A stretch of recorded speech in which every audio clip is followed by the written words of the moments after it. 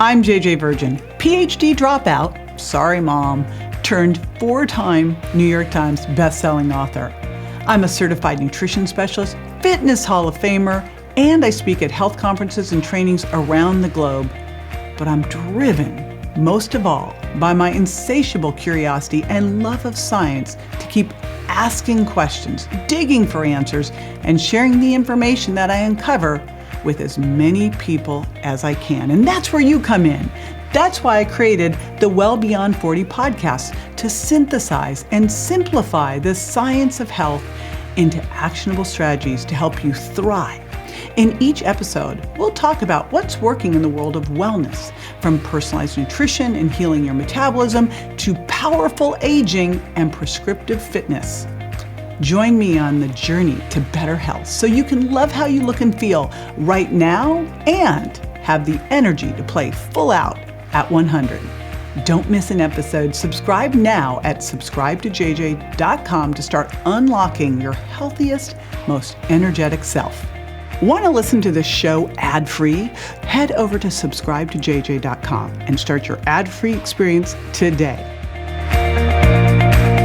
This podcast is kind of like you listening into a conversation of some old friends catching up and talking about all the things, from the fact that we need to create a wine app together, to her dating app, to what the best makeup is, you know, the most important things that you could be talking about. I've got Melanie Avalon with me. She's a SAG-AFTRA actress, health influencer, author of What, When, Wine, Lose Weight, Feel Great with Paleo-Style Meals, Intermittent Fasting and Wine. That is what I've had her on the podcast for before. She's host of the Melanie Avalon Biohacking podcast and the Intermittent Fasting podcast.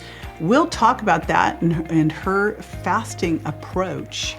And we also get into how much protein you eat and how often should you eat it, and mTOR and all the things. She's also an app creator and founder of the supplement line Avalon X and a new EMF blocking product that I'm really excited about.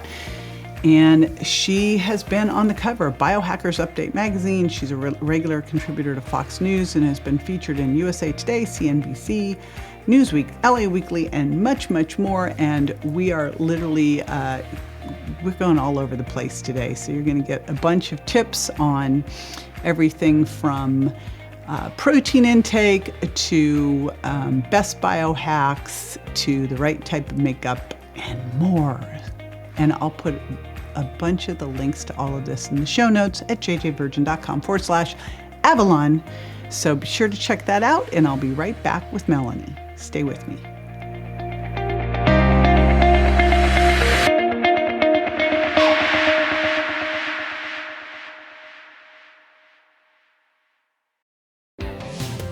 If you've ever blasted synth beats from your boombox or burned CDs for your besties, this one's for you.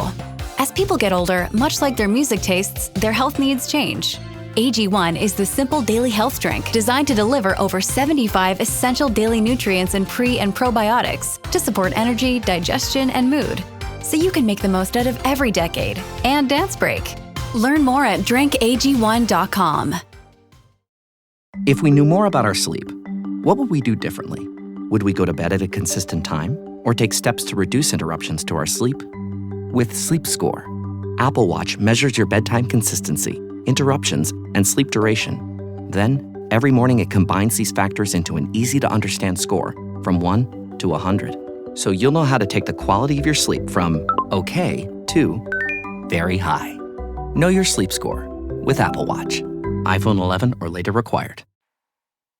Melanie, it has been a long time. Welcome back. Thank you so much for having me, JJ. I was just reflecting. I first came on your show almost a decade ago, I think. And honestly, it was probably one of my first podcasts at the time. So wow. Thank you for, things have changed so much since then. I've met you in person multiple times now. And yeah, so thank you for having me. Yeah, I think because we have the same literary agent, yes. Celeste. And that was that for What, When, Wine? Yes, that was it. The best title ever. Yes, thank you. And we had you on the Intermittent Fasting podcast at the time. I think we did like a swap thing. I think so. Well, let's actually, there's so much to talk about. For What, When, Wine, I loved that book. It was like paleo eating and drinking wine. And wine's such an interesting subject right now. What is your stance now with alcohol and all of that? Let's dig into that a little. Yeah, this is one of my favorite topics to talk about for obvious reasons. And you're right. I feel like right now there's a really big sober curious movement. So people are kind of really hesitant about drinking alcohol. But I have so many thoughts about alcohol. Do you drink? So I grew up outside of Napa. I grew up in Berkeley, and literally when I was growing up, you could go to the wine country and no one carded you. Yeah. And they didn't charge either. So I went off to UCLA and we'd been drinking like Opus One and Camus and all these great things. And of course, you go off to college and they've got like wine in a box. I'm like, what is that? But I grew up, totally a wine snob. I've always had drank wine. And then I got introduced to Todd from Dry Farm Wines, and I got the lecture on wine and what to drink. And then I switched over to entirely only drinking European wines. But I will tell you, I think it was because last year I drank so much wine in 1 year. We went on this whole like European trip in Spanish wine tasting. And I finally, by the end of the year, I was like, I just got overwined. And I've really been barely drinking since then, which is a first for me. So I love wine. It will always be a part of my life. It probably won't be as much as it has been in the past. I did a little damp January, and I'm just kind of drinking occasionally. I like it. I hadn't heard that term damp January. So it's like toning down, but not dry. Yeah, it's like, well, because you hear that and I go, I'm not interested in that. Like if I go out to a great restaurant and I'm going to have a great dinner, I want a great glass of wine with it. And so I think sometimes the all or nothing has never been I'm a very rebellious person who doesn't like rules. And if you tell me I can't do something, I immediately want to do it. So I just went, okay, I'll just have a damp January. And that was fine. I think I had 4 glasses of wine maybe. And I probably had 2 in February. But that doesn't mean I'm not going to go to a great, restaurant and have a glass of wine or a bottle of wine. But it also doesn't mean I'm having it every night, which is what I was doing last year. Right. So we switched off of that. So yeah, tell me all about your stance on wine, et cetera. Yeah, no, I love this so much. So it's really interesting because I think it's pretty well known or understood that correlationally, at least, wine and alcohol is correlated to health and longevity beneficially. I know there's debates around that, but it's pretty consistent, and the longest lived populations drink alcohol and all of that. My thing that I think is really important that I feel like nobody is talking about is all of these studies that they do on alcohol and health. They're not doing dry farm wines in those studies. They're using really broad categories. So it'll be like alcohol or no alcohol, or it'll be like wine, beer, but it's not taking into account the type. And like you're really familiar with Todd and Dry Farm Wines and the concept of what's actually in our wine. So I think like there needs to be more literature and studies on low alcohol, low sugar, organic wine compared to this conventional stuff. Like you talked about, you came back and you had like wine in a box. Like who knows what all's in that? It's high alcohol, it's high sugar. So I think there's so much to the type of alcohol people are drinking to start. And I know for me, if I were to drink conventional wine or alcohol, it would just like wreck me. But right. I have like a glass of Dry Farm Wines every night. When I go to restaurants, I have it's really intense, but my whole protocol to find like the wine, like I'm pretty good. I can usually find wines that will work for me if I go through my whole checklist. Well, what's your checklist? Yeah. Okay. So I love doing this. Basically, when you go to a restaurant, depends where you are. So I like to find, nicer restaurants, steakhouses, French restaurants, Italian restaurants. They're going to have a better selection typically. Right. We're not going to a sports bar and having their wine on tap. Right. And I probably shouldn't be saying this, but I totally want you to say this, whatever this is. If I know I'm going somewhere like a sports bar because of the event, and I have to have my drink, I am very good at like taking care of myself, sneaking in my dry farm wines if I have to. But then I will still order a wine from the restaurant because I want to support the establishment, and then I'll just like dump it and refill it with my dry farm wines, and nobody knows. Sounds like what we used to do at Chuck E. Cheese. Oh my gosh. That was like all the parents had brought our little things in. Oh, I love it. I love it. I know. It's funny. One time it's funny because I'm sneaking this like wine into places, not to like sneak in alcohol illegally or anything. It's just because I want to drink what will make me feel good and what's healthy. So I have good intentions, but it's funny. One time I was trying to do this at a concert or something, and I actually dropped I have my ways of sneaking it in. It dropped out at security. It fell on the floor, like in like a juice container. And the security guy was like, "What is that?" And I also am like really big on honesty and not lying. So I literally just told him, I was like, "I'm so sorry." I was like, "I can only drink organic wine. Like I react to wine in there." And he was like, "Just don't tell anybody. You can bring it in." I was like, "Okay." So like high maintenance check. Yeah. But in any case, what's on the checklist? The checklist. So like I said, finding a restaurant that is going to have like European, Italian wines and a decent wine list is a good place to start. And then going from there, I think a lot of people think that the wine will have to say organic on the menu. That's not the case. And that's what I really learned ordering dry farm wines, is that there's a lot of wineries, especially in Europe, that practice organic practices, but it's not going to be labeled out in the bottle or in the name. So I look at the wines, I center in on the European ones, preferably France or Italian, and then I just go to Google, I put in the name of the winery, and I write the word organic after in Google, and it'll usually come up pretty quickly if that winery practices organic practices. So that's step one. Have you used the Vivino app? I do. I love Vivino. Yes. I wish it had a feature for like organic. I actually want to make this app. Like I think there should be a Vivino app that is kind of like dry farm wines, where it talks about if it's organic or not. Yeah. Because you can read about the winery. Mm-hmm. But yeah, that would be fantastic, is to have the it's kind of like the seed oil app.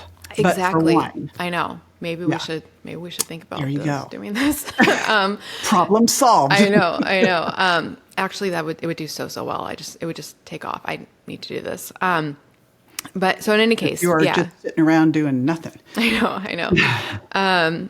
So figuring out if the winery is organic or not, and then from there, that usually narrows it down to a couple. So then I have a couple. Then I go on Vivino, I read the tasting notes, I see how far they have it on the dry side, and I see if people are saying that it's a drier wine. And then from there, I get really intense. I usually ask the bartender or the server to tell me the ABV, the alcohol percentage on the wine. And I try to find one. It's hard at restaurants, but I try to find one, not quite dry farm wine standards, but 13% or less at restaurants. And then if I still have options from there, I'll taste them and I'll see which one tastes like the lightest. And but for varietals wise, I find that like Cab Francs from France, Gamay, Pinot Noirs, those tend to be lower alcohol, and potentially better ones to go for. And then Italian wines as well. But like cabs and things like that can be a little heavy on the alcohol.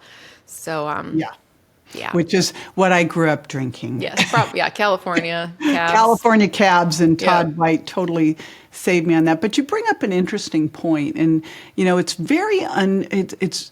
it's very difficult to pull apart the alcohol from everything else that goes along with the alcohol. And so you're like, well, is it the alcohol, or was it what you were eating, or was it the other habits that you have? The one thing that I do notice, and I don't notice it with having a glass of dry farm wines, but you get into a big Cabernet or something like that, and your sleep's just destroyed. It's just destroyed. So, and this will hit you more as you get older, sadly. I bet. It's the sleep piece of the things. But I will say that a glass of lower alcohol dry farm wine doesn't seem to do it. So that's the exciting piece. Yeah. I also, things I add on to make it more dry farm wines-esque. Have you used those wine wands, like the pure wine? Mm-hmm. I use those. They're supposed to remove sulfites and histamine. I recently found Z-Biotics. I'm obsessed. I don't know if you know them. So does that work? I love it. Yeah. And when I ask my audience about it, everybody's like, Yeah, it works. They're a little pricey is the problem, but I had the founder on my show. I don't know if you would like to interview him, I could introduce you. Interesting. Yeah. So how does it work? Yeah, so they made the world's first genetically engineered probiotic, and it was a really great conversation because he thinks there's a whole like confusion surrounding GMOs, and everybody thinks they're automatically bad, but he talks about how genetic engineering can actually be beneficial, like in this case. So they actually genetically engineered a probiotic to break down acetaldehyde in your stomach, because most of it's processed by your liver, but all of it that's in your stomach really doesn't get processed and creates a lot of the negative effects of alcohol. So you take it before drinking, and the probiotic breaks down that acetaldehyde. I love it. Wow. So do you notice a difference taking it? I do. Yeah. Now, do you take that every night? Okay. So like I said, it's a little bit pricey. So I was just taking it when I go out, but I became so obsessed with it. Now I have like a half bottle of it every night to like make it more affordable. But yeah, I use it a lot. It's great. I stocked up. Good to know. Good to know. Interesting. Okay. So we've gotten into that. When you wrote the book, What, When, Wine, it was wine and intermittent fasting. Now, talk to me about intermittent fasting, because I think the last time I talked to you, you were doing one meal a day. Are you still doing that? I am. Yeah. I've been doing it almost a decade now, which is crazy. I do one meal a day in the evening. It's like a massive feast every night, and I love it. Even when I travel, like when I've met you at conferences, I still do it there. How do you manage to get in enough protein eating one meal a day? It's so funny. Our mutual friend Cynthia, she calls me the unicorn because I do think a lot of people, especially women, would struggle to get enough protein in one eating window. I am a protein just obsessive lover. So the majority of my meal is protein, and I do eat for about 4 hours, and I just eat like pounds of meat and fish. I just love it. Like how much I could easily, I eat about 200 grams of protein a day. I love protein. I'd eat it over, and I've always been that way. The two things I like the most are drinking like loads of fluids and protein. But how much are you getting in a day? Like how much you get in that meal? It's almost embarrassing. I mean, I have pounds, probably like maybe like a pound and a half of, I love scallops. So I'll have like a pound and a half of like scallops. And then I'll usually have like half a pound or so of fish or meat to go with that. I don't really like count, but it's probably like 300 grams of protein a day. It's a lot. I eat a lot. Yeah, wow. Well, that study that just came out, which kind of blew everybody's hair off, was, because I remember getting a DM from someone going, I heard you could only digest 27 grams of protein. I'm like, well, couldn't you just think that through and think that sounds ridiculous? But, then that study came out that showed that 100 grams of protein, now we don't know the upper limit because all it did was extend muscle protein synthesis. So, seems to be working fine. And are you checking your monitoring your skeletal muscle mass? Yeah. So, well, first of all, I'm sure you are. to talk about that study really quickly, because we talked about it with Vanessa Spina on the Intermittent Fasting podcast. That was so interesting. Basically, I think, is that the one where basically they said that basically they weren't really measuring after a certain amount of time what happened after that. So everybody was assuming that it stopped, but it's because they didn't keep measuring. So, right. I mean, it's just like the big question on the leucine threshold is, from what I've heard, it's not sensitive enough to understand if maybe less leucine, like we couldn't really test for muscle protein synthesis. So we think that it requires 2.5 or 3 grams of leucine to get it started, but does it? Because we can't tell. So, a lot of this stuff you're like, how much do we really know? So yeah, that one, we don't really know what the upper limit is. And it doesn't really make sense that there would really be an upper limit. Maybe it just would take a whole day for you to, and that's probably what it is with you. You've got a whole day of digesting and assimilating this. You're like a snake. Exactly. Oh my gosh. Yeah. So with the muscle mass, I don't do, I should more frequent. Do you do like DEXA scans and stuff frequently, or? Yes. So I do DEXA usually every 6 months. And then I have a bioimpedance very similar to the InBody. I have a Tanita, the professional one at home. Oh, wow. but I'm pretty stable. I would be doing a DEXA once a year, except my husband had a total hip replacement, and then it really blew him up. And so we went back in because I wanted him to be able to monitor his skeletal muscle mass again, because it's way better the DEXA saying it to him than me saying it to him, right? So that way I'm not, the meanie over here going, hey, you're losing muscle. The DEXA told him. But I think, if you're fairly stable once a year and then just doing your bioimpedance at home is a good thing. So you're inspiring me. I need to, because I don't think I haven't had a DEXA in a while. So well, you're how old? You're 34. Yes. So, this is that really important time because we start to lose muscle around age 30. So you just want to make sure that I think we should be packing on as much muscle as possible. Mm-hmm. I agree so much. It's funny, whenever I interview, because I'm haunted by this protein longevity question. So whenever I have anybody on my show who's even remotely knowledgeable on this, and especially if they're in the other camp, like a lot of the vegan people, like Dr. Greger, do what?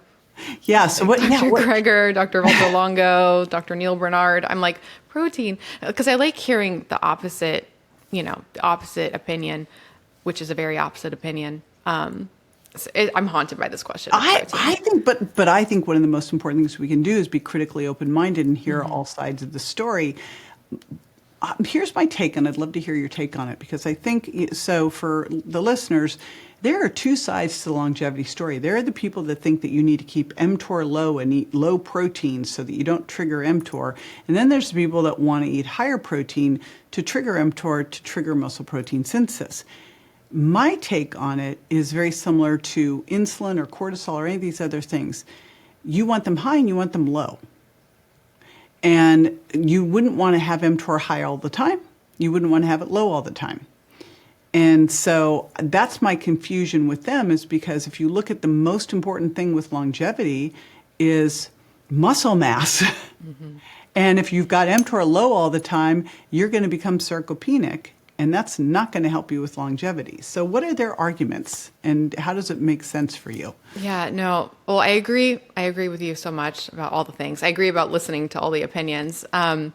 So it's interesting because when I had on Dr. Michael Greger recently, and he made the statement that the nutrient, vitamin, compound, whatever, if element of our element in general most correlated to longevity was low protein intake. And I was like, and based on what? What was he citing? Well, he cites a lot of stuff. He kind of says, he has his list of all of his studies, which... Can you cherry pick them? So I will say, reading his book, I will say he's a very kind person, and I think he's doing a lot of amazing things for showing the awareness of the health benefits of food. He does a lot of amazing work. I do, and his book is heavily referenced. I do, when I read his book, check the references, and sometimes it is a little bit misleading, which is frustrating. But it's interesting because I agree with you. I think with the mTOR and the IGF-1, it seems like the best of both worlds would be having it low, like you said, and then high. And so that's why I love my one meal a day situation, because I'm low during the day and then high at night. And I had Dr. Walter Longo on a few times actually, and I asked him what he thought about the approach I do. And he was like, well, we basically just don't know. He's like, that could be the case that your fasting is mitigating the negative effects. He's like, but we just don't know. So why do it? And I was like, well, I don't know. To me, it seems to make sense mechanistically from the studies, from what I experienced health-wise. This was helpful. Okay, this is helpful. I forgot about this. I recently had on Dr. Matthew Dawson, and he runs True Diagnostic, and they have a epigenetic health test that looks at your epigenetic age through 3 different tests, one done with Harvard, one with Duke, and one with another college. But he told me my results were some of the best he's ever seen for a low epigenetic age. So I was like, okay, my high protein diet is clearly not making me age faster epigenetically. This is data. So yeah. That's exciting. I mean, if you look at longevity, one of the biggest risk factors is grip strength, VO2 max, low muscle mass. If you're eating low protein, and as we age, we have anabolic resistance.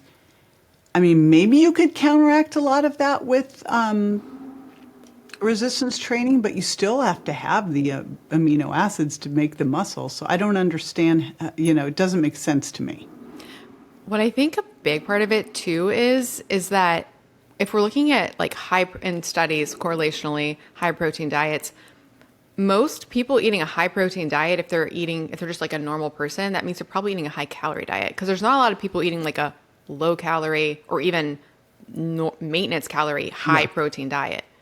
It could be like convoluted there, because a lot of the studies on high protein diets and negative health effects might just be high calorie diets. And you bring up an important point that goes back to even the alcohol conversation too, is nutrition is so hard to study, because usually you're looking at one thing, oh, they eat a high protein diet, but it's sort of like the red meat argument. Well, are they eating hot dogs? Right. Or are they eating a grass-fed, grass-finished steak? Because those are two different foods, right? And it's like, are you having margaritas and wings? Or are you having a glass of really good red wine, low alcohol content, and some wild salmon? So it's hard to pull these things apart, but and it's been my argument with the blue zones too, because they'll go, oh, the blue zones are vegetarian or vegan. I go, no, they're not. I'm sorry. Italy or Greece? Don't think so. I've been to both those places. I haven't seen vegans there. They eat cured meats and cheese and fish.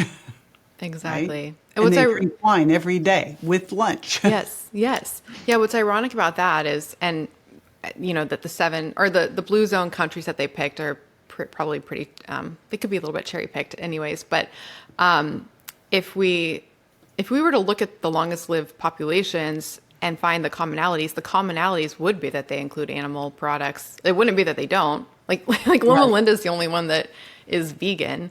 So I don't know why people make that jump to like removing animal products. It just doesn't make sense. And then you have places like Tokyo and Japan where it's very high animal products and high longevity. So yeah, a lot of fish. I heard that it was an editorial decision because it would sell more books, but that's totally a rumor. But I don't know. It's not that far-fetched.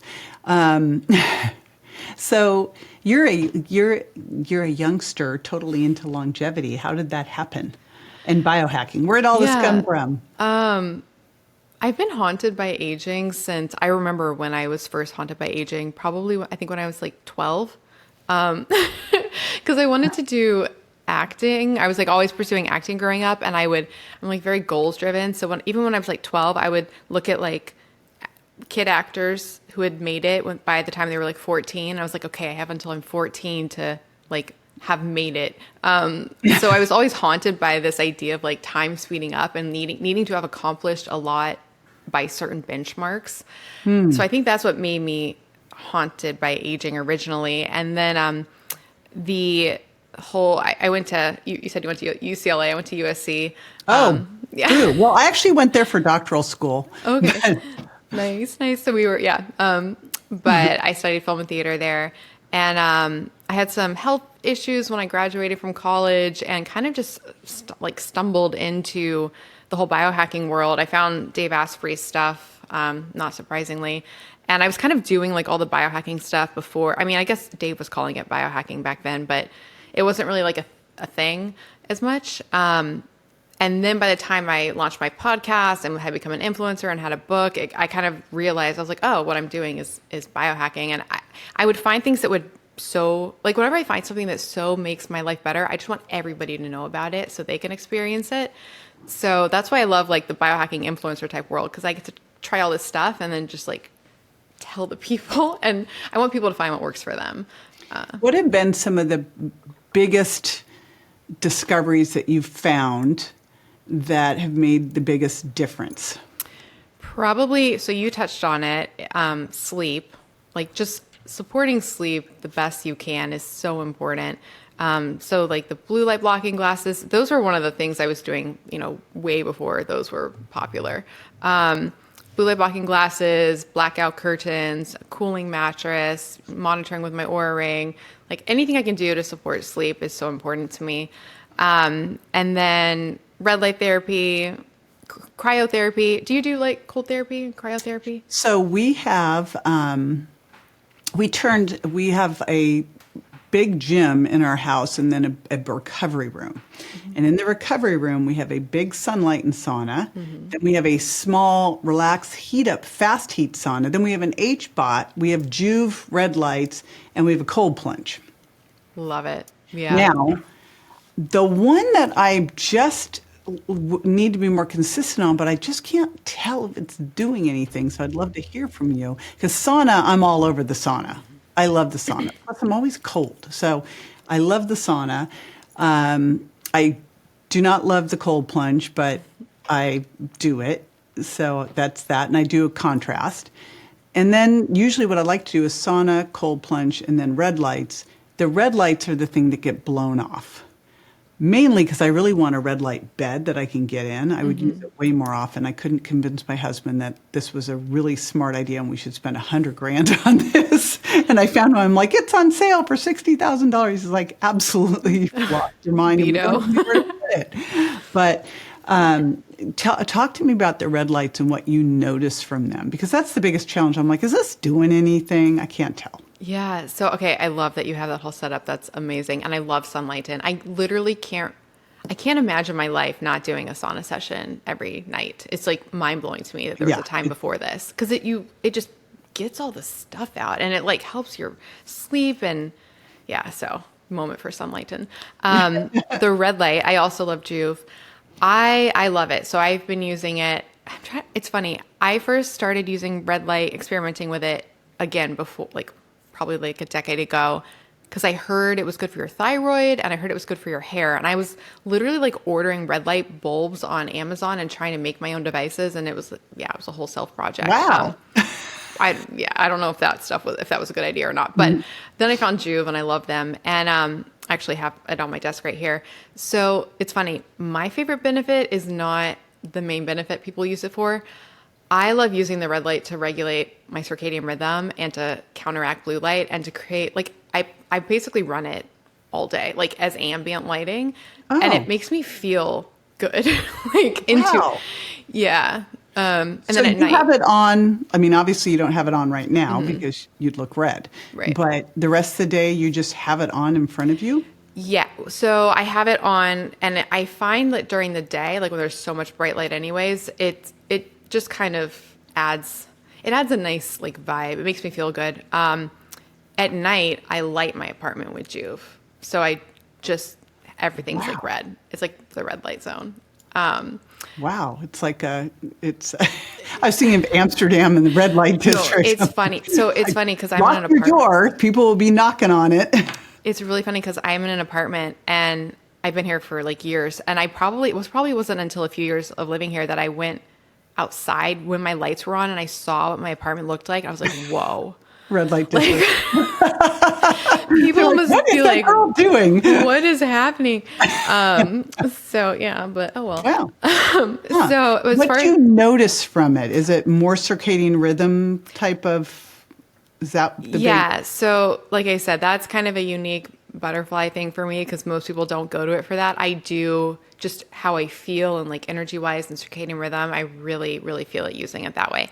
The other benefits.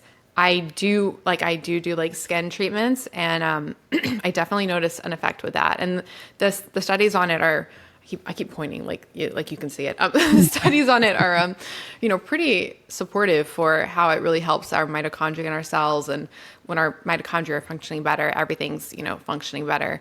I will say I love also the brand Kineon. They have a targeted red light LED laser device and they're like small little modules, that you can hold and you can put targeted treatment. That's amazing. If I ever have dental work and dental pain, or if I just have any weird pains, or I don't normally get headaches, but any sort of tension, if I put it on that, it goes away. It's profound. Oh, and TMJ pain. I get jaw pain ever since I had my wisdom teeth out. The red light is amazing for that. So All right, good to know. I need to get back at it. The sauna is just so gratifying. I know. You know. I know. Now, you had black mold exposure at some point along the line. Was that what happened, and how did you figure it out? Yeah, so that's because basically I graduated college, I moved into an apartment, and I just started feeling not well. But I was so high on adrenaline that I was really combating all of it. I was like, I basically like I could keep on keeping on, but I just felt inside like something was very wrong. And as far as combating it and finding it out, I didn't realize that the mold was there until I moved out, which was 2 years later. And I was looking behind my bed and there was just black mold everywhere. And I was like, oh, that's great. And then also right before we moved out, I realized that my oven had been leaking carbon monoxide every time I was using it. So that was fun. But that's when I actually moved for the first time to Atlanta for a little bit. And that's when I really got into just trying to aggressively find things to help myself feel better. And I didn't ever do like a specific mold protocol, but I just did a ton of detoxing and, overall holistic health things that I think really, really helped. I think doing the sauna helps a lot. The sauna, I mean, if you think about it, we are bombarded by stuff.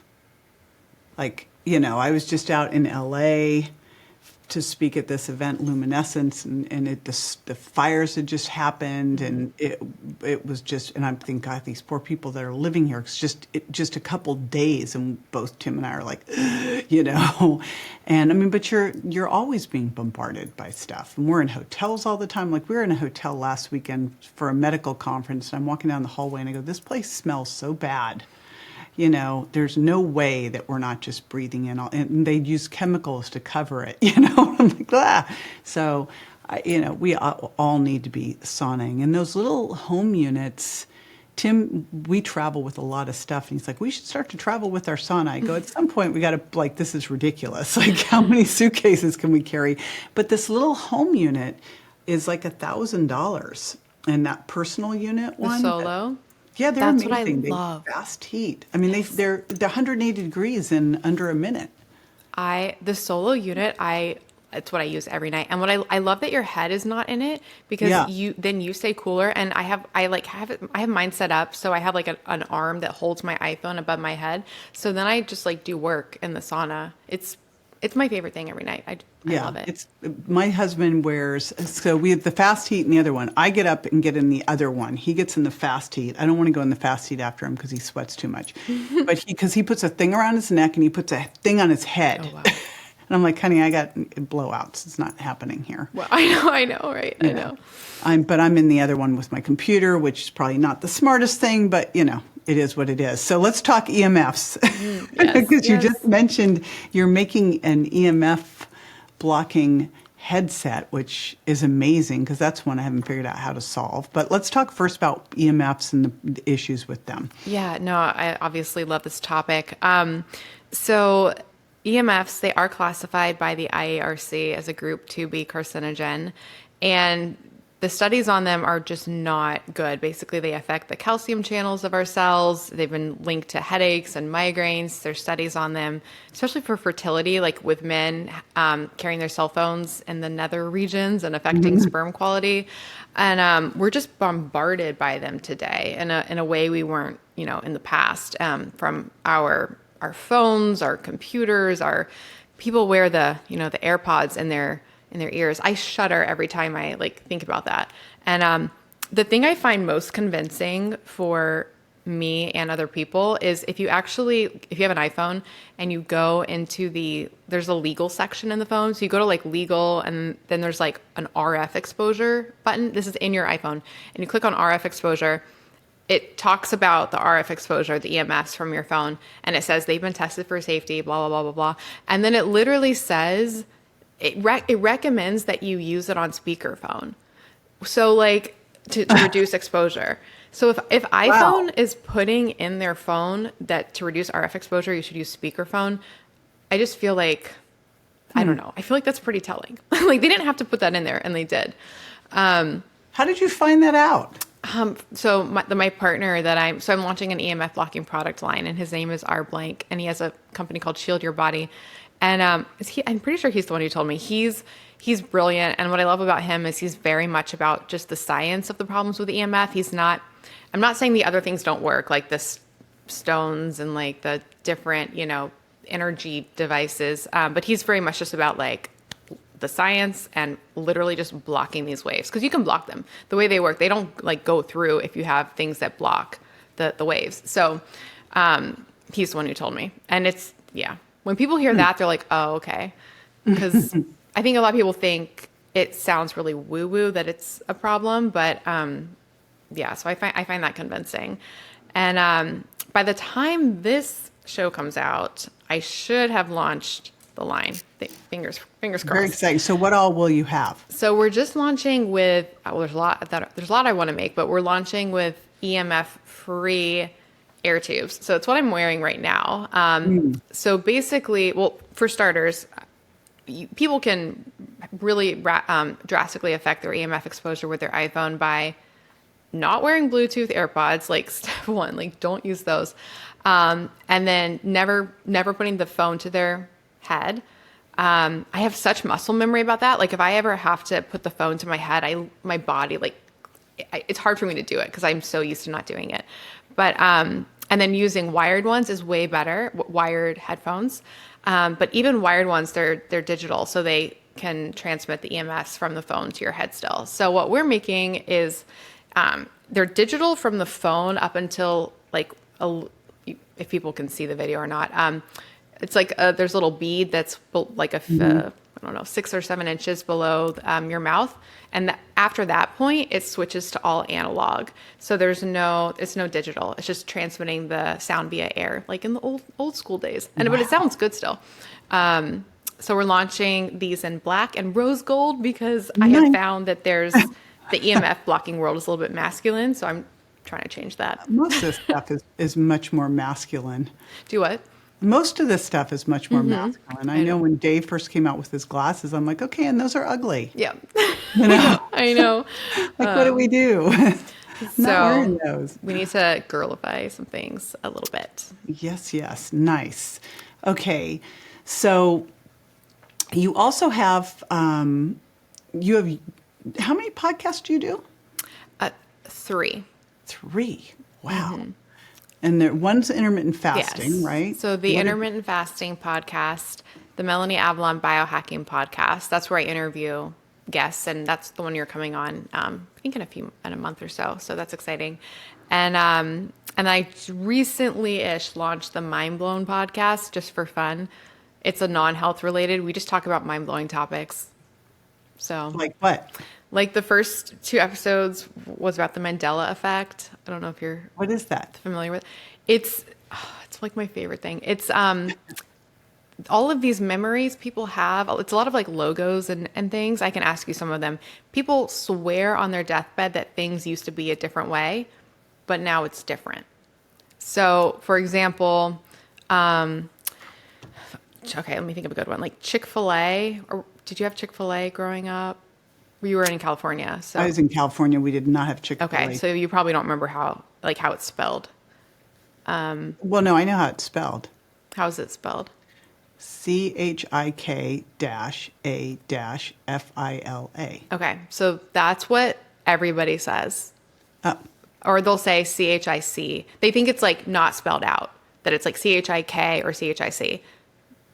I swear it was CHIC in the past. Regardless, now it's CHICK. It's like it's all there. Huh.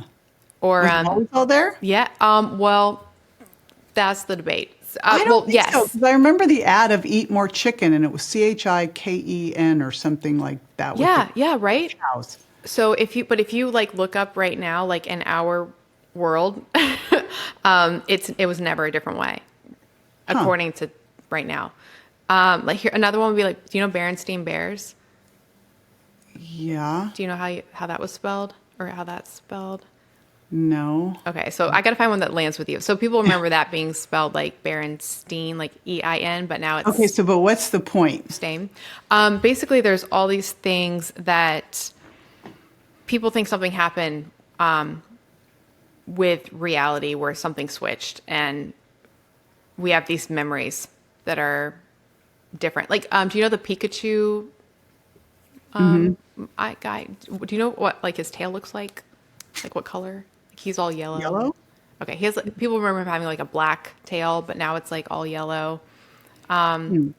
Captain Crunch. People remember it being Captain Crunch. Now it's Captain Crunch cereal.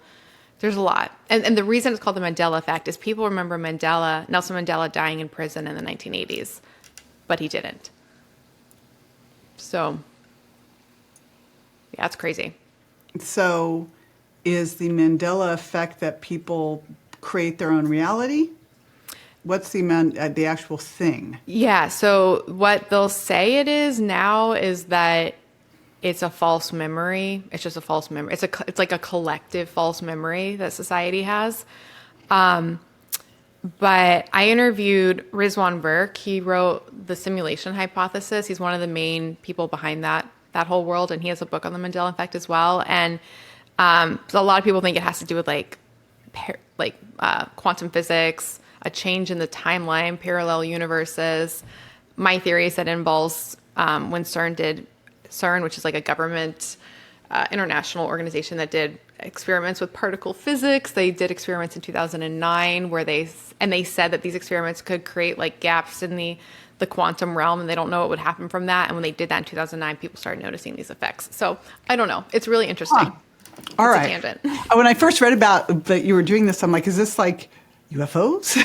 Yeah, it's all different topics though. So like the podcast. So we also do like the one we did last week. We did the Donner Party 2 weeks ago. Last week we did like the most expensive foods in the world. That was mind blowing. Wow.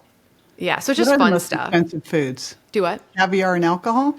Actually, none of them were alcohol on the list, but maybe it's because we were looking at foods. Some of them were mind blowing. There's like a $25,000 taco at some restaurant. What about that? I know that when I was in Istanbul, that Nurse Et restaurant that has the 24 karat gold cheeseburger.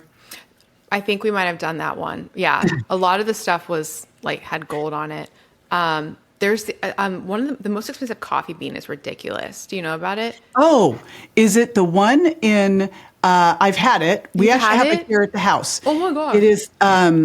So when we were in Bali, I was like insisted on going to this place. It's where the little animals poop out the coffee beans. Yes, and you don't touch them because they can eat your hands. Oh my gosh. The little animals that look really cute. I'm trying to remember. They look like a lemur. But yes, no, we were going to do something else. We were on a tour with Mary Morrissey, and I was like, I really want to go to the pooping coffee bean place because I was like, this is the great presents to bring home, but people did not appreciate it the way. I guess you had to experience it to think it was so super cool. And truthfully, the coffee doesn't taste any different. Does it not? Yeah, No. because they basically it's these cat-like lemur animal things. That poop. They eat the coffee bean and then it ferments in their digestive tract. They poop it out, then they take it, they clean it, and then they make coffee from it. Yep. And it's I've got so some at home. expensive. It's that's super crazy. expensive. And Yeah. Wow. it's like, not that exciting. But, it was kind of one of those things I'm here. I want to taste the poopy coffee. Oh my gosh. Yeah. That's amazing. Well, you're always such a glam, like you're always glam. And since you're very into biohacking and health, like, are there some beauty things that you have as secrets or special products or things because that's also a source of like major toxins, obviously. Yeah, no, I am so passionate about this as well. The role of endocrine disruptors in our skincare and makeup is just so shocking that there's a shocking lack of regulation in what they can put into our products. And I actually have a theory that because women tend to live longer than men. We know they have like longer longevity in general. So in theory, I think that would indicate we're aging slower. So I think women should, in theory, look younger than men for longer. Yet the opposite is true. Men tend to look younger, longer. And also, older-looking men are considered to be sexier than older-looking women in our society. However, I think that should change. This is so true. We need to fix that. This is so true. But in any case, I wonder if part of the reason women might age faster seemingly with their skin is because of all the stuff we're putting on our face all the time. Because there's basically no regulation, and there's things like products will often say that they have fragrance in them, and that's basically a legal loophole from the 1960s that allows companies to put whatever they want in products. Oh. Yeah, so if Wow. it says fragrance, that can contain anything, and they can't check what's in it. So if they want to sneak something in, they can just put it in the fragrance. Wow. Well, so what brands do you use? It's right now it's not up, but Beauty Counter, I love Crunchy, I love Purity Woods, I love One Skin. Probably those 4 brands are the ones I go to. It's just so important to know you want to find brands that are formulated for safety for your skin, first and foremost. Yeah, it's hard to find ones that are natural, organic, and actually do things. Yeah. And also to that point, so natural, I'm that sure can it's be another word that means nothing. Yeah, it Right. can be like a greenwashing word. And then, some synthetic ingredients are actually completely safe. So for me, it's more about like safety, and is it tested for toxicity and its effect on our skin? So like finding a company that has that mission. So like out of the companies I just mentioned, I think Purity Woods is the only one that's certified organic. But I feel so good about the other companies because of their testing for safety and pesticides Yeah. and toxins and endocrine disruptors. Well, the One Skin gals, I met them at Eudaimonia. Oh, that was so And fun. I loved that conference. That was such a great event. I am super excited it's happening again. It is coming back. It is next year, November. I think it's 14th through the 16th. I had so much fun. That was fabulous. I mean, what an amazing event.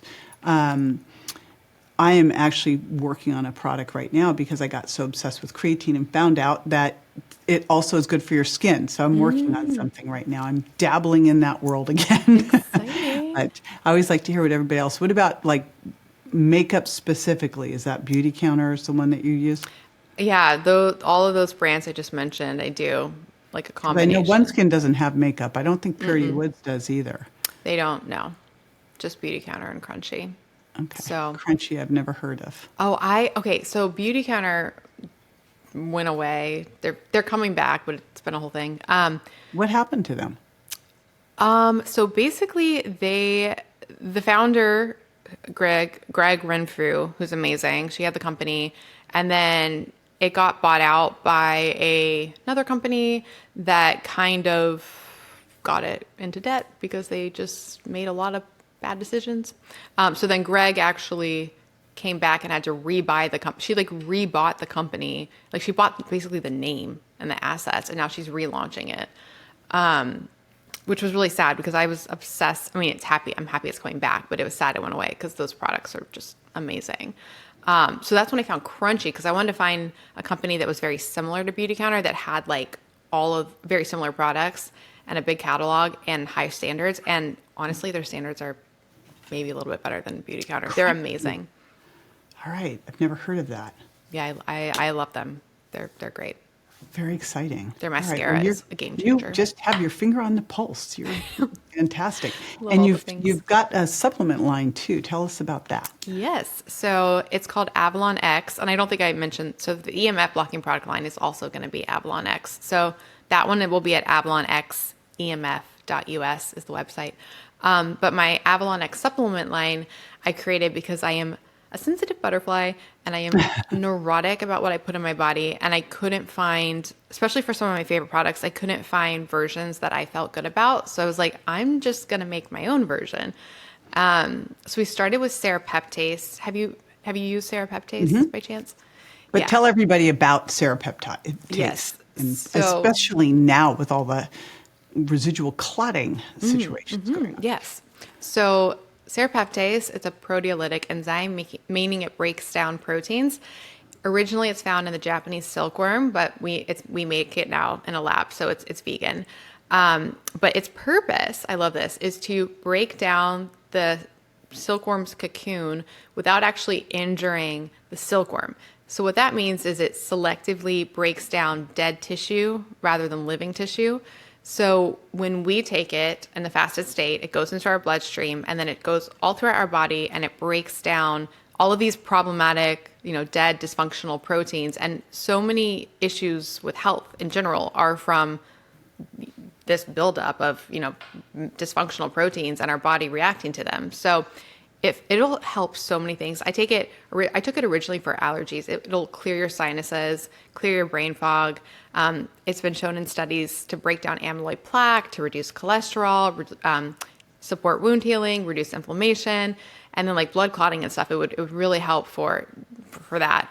It's amazing. I'm obsessed with it, and I couldn't find a version that didn't have problematic ingredients in it, so I just made my own.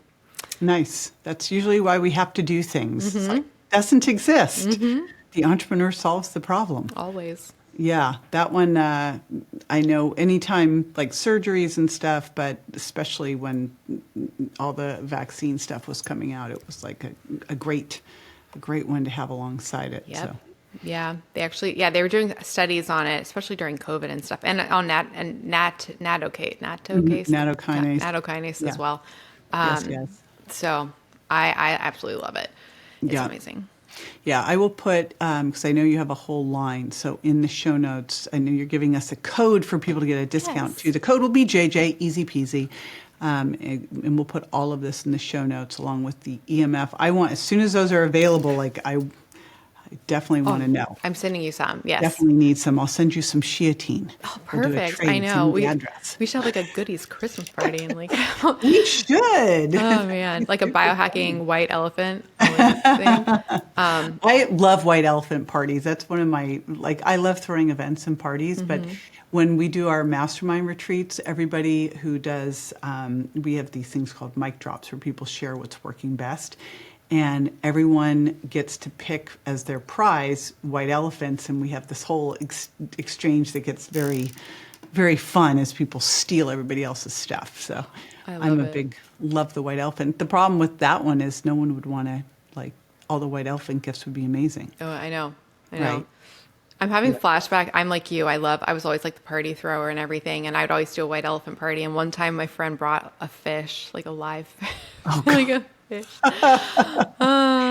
The last white elephant we did, someone brought this is one that just sticks in my head because I was like, what the heck? It was a candle warmer so that you could get the aroma of a candle without having to light it. I go, help me understand why you would ever need to have this thing. And someone goes, for my cat, because we can't put candles on because the cat might get in. I was like, okay. That's really funny. That's interesting. Yeah. I was like, really? I'm like, talk about the gift you would never need. I know. Oh my gosh. So specific. Yeah. Cannot make it up. All right. Well, I will make sure that we put all of the stuff. The show notes are going to be at, wait for it. I'm looking for where I'm supposed to put this. jjvirgin.com/Avalon, easy enough. And we'll put links to all your podcasts, our last podcast episode, the episode with Todd where we talk all about dry farm wine, so everybody gets that piece, and the links to your 2 different companies and the codes so that everyone can get themselves some goodies. And what a wealth of knowledge. Oh, thank you, JJ. As are you. I love that, like, everything. I don't know. I could talk to you about so many things for so long. We should actually seriously consider making that wine app. Like the no kidding. I'm not kidding. I'm kind of amazed because they have the seed oils app and I'm like, why? I think people don't realize yet, again, just like you said, and it's important to distinguish that they look at lumping everything into the same category. It's always my frustration with meat. And, it's the same with alcohol. It's like, I'm sorry, there is a big difference between someone drinking a pina colada or someone drinking a box wine or someone drinking a low sugar, organic glass of wine. There's a big difference. You cannot lump them all together. It is. It's so different. And I'm knee deep right now. I'm developing a dating app that will take into account people's dietary choices and also like drink choices and stuff. So point being is people stay tuned for that. And I'm like deep in the app. So if you want to make a wine app Wow, together, that's I'm an like, interesting one. You know, it's so funny. I still think about back in my days because I met my husband on Match. But it was always so funny because they would ask you, you know, the guys would rate, and I have a theory on dating apps that a guy would rate himself athletic and toned. And I'm like, if you're athletic and toned, I'm freaking Miss Olympia. Like, you know, you're not athletic and toned, dude. But I think that men, and then there was one app I was on, it was Millionaire Match, where they could say they're hot, they're good looking, you know, they're hot, they're very good looking, they're good looking. No guy ever said he was like average. They're all hot or very good looking. And I think most women would go, oh yeah, I'm you know, I'm good looking or I'm average. Women will downplay themselves and men will be like, yeah, I'm, you know, this athletic hot. Well, we'll see. I might be talking completely out of turn, but it'd be interesting to see. I love that. No, that's true. I hadn't thought about that before. Yeah, but I had many dates with men that claimed they were athletic and toned. That, and I think people will fudge on the height thing as well. Yes, the fudge on the height. And it was always amazing. Like, you're fudging on these things. You don't think that we'd notice? Yeah, it's not in your favor to do I'm that. pretty tall. I'm pretty sure I can tell if you're fudging on your height and you walk in and you're really 5'9". I'm pretty sure I know. Yep. You know, I literally put in my dating app, I am 6 feet tall and I like to wear high shoes. And no, I don't want to go out on a date with you if you're 5'5". We can be pals, but I'm not like, no, I don't want to. I want to wear high shoes and I want to look up to you. How tall is your husband? He is 6'2.5". Nice. Now, he said he was 6'3". I'm like, you're not 6'3". Nope. But I think at one point maybe he was, and he is sticking with it. You know? Yeah. Like, so okay, funny. honey. But yeah, he's definitely a keeper. I'm a big fan of dating apps. Oh, I'll have to talk more about it when we're there you launching go. it. A whole nother subject that's completely, but it is related to health because relationships are a very important part of health. Yeah, and like I said, there's no dating app right now that lets people filter by their dietary, like all the dietary choices. Here's the thing. It's not just dietary habits because like Tim and I eat the same, like, thank God. But also sleeping habits, exercise habits, like all that stuff. You know, if you were with someone, it would be really hard for me if I wouldn't be with someone who didn't have the same healthy lifestyle stuff. It would be weird. It's so true. Wouldn't Even be a fit. circadian rhythm, because like I'm a night person. I don't think I would do well with the Oh, I'm morning. a morning person. Oh, see, we could not date. We can't date. I'm sorry, hon. But I'm taken. I know. And I think that you bat for the other team too. So, yeah, but all that stuff does matter. Yeah. Yeah. Right. We both wake up around the same time each morning, and so do our doggies. That's so funny. So, Yeah. I there you gotta go. have my night owl, man. Yeah. Well, put that in there. I mean, these are the things that are super important for compatibility. So there you go. All right. And then let me know when you're ready for the wine app. I know. No, I'm serious. Like I'm yesterday. All right. And if you're listening, you just let us know if you want the wine app. Yeah. And we'll get on it. All right. Well, thank you so much, Melanie. I look forward to coming back and connecting with you on your show too. And I'll put everything in the show notes at jjvirgin.com/Avalon. Awesome. Thank you, JJ. This is awesome.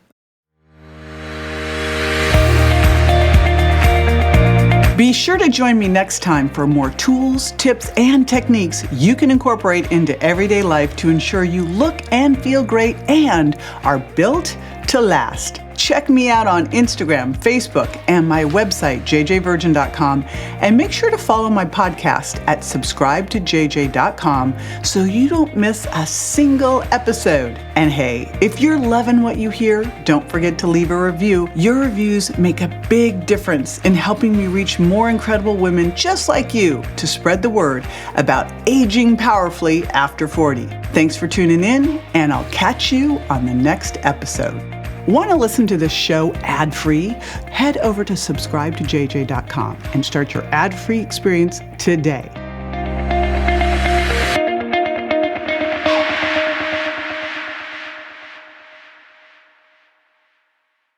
Hey Hey, JJ here. And just a reminder that the Well Beyond 40 podcast offers health, wellness, fitness, and nutritional information that's designed for educational and entertainment purposes only. You should not rely on this information as a substitute for, nor does it replace professional medical advice, diagnosis, or treatment. If you have any concerns or questions about your health, you should always consult with a physician or other healthcare professional. Make sure that you do not disregard, avoid, or delay obtaining medical or health-related advice from your healthcare professional because of something you may have heard on the show or read in our show notes. The use of any information provided on the show is solely at your own risk. Struggling with weight loss? Prolon's 5-day fasting mimicking diet is a clinically developed nutrition program designed to promote fat loss while protecting lean body mass. Developed at USC's Longevity Institute, it assists the body in entering a fasting-like state that helps reset metabolism and target visceral fat. In just 5 days, Prolon offers a science-backed approach to weight loss without extreme restriction or guesswork. Get 15% off plus a $40 bonus gift when you subscribe at prolonlife.com/now.